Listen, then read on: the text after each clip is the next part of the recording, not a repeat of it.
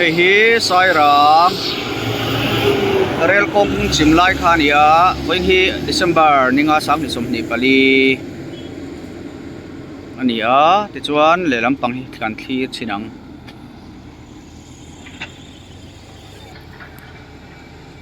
hei apui mup mup zo khop mai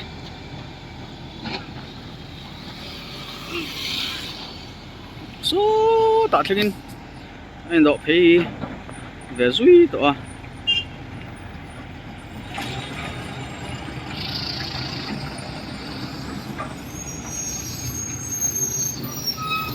dâu ra mà hiền anh ăn pon vai hi lâu hôm mấy là ăn rồi lụt đón thấu thấu ni vai hi chụp hay tiền rail rồi lụt tăng á trên bắt thiên thu lâu xịt hi cái gì thấy tóc cho này đều bể ra mày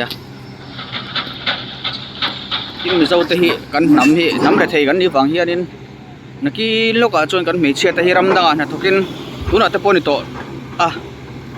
cần mình dâu mấy chiếc thì ram đang à nó thôi mình dâu mình bắt tập pon thâu ăn cá số số ngon tên là cá dẻo đó nè nó bụi pasal nắm đắng in này chứ cần là ôm dễ đó nè cho vàng chọn cần nắm poi ai bol trâu về viau tổ đó nè alam đà nè chọn tú nào bỏ tiền thâu thì cần đi à in cái bol đâu nút tổ bốc à hiện hay Sairàng à rel là lụt tăng à vai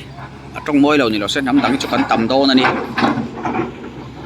mình dâu ram chơi nó chỉ bịa viau in ôm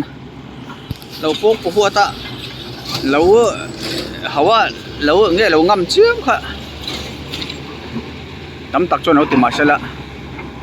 ôm gì ôm đón chuông lầu India mà chơi cái này tất cả vàng in anh lụt nghề đâu đây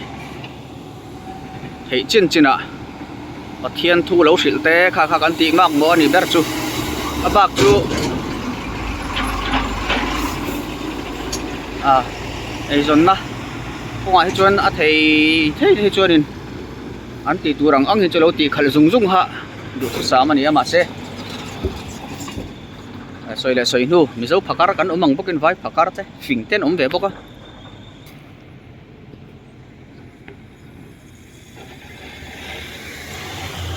solai po so nan tho chun zom le a chunga son so khre nge moni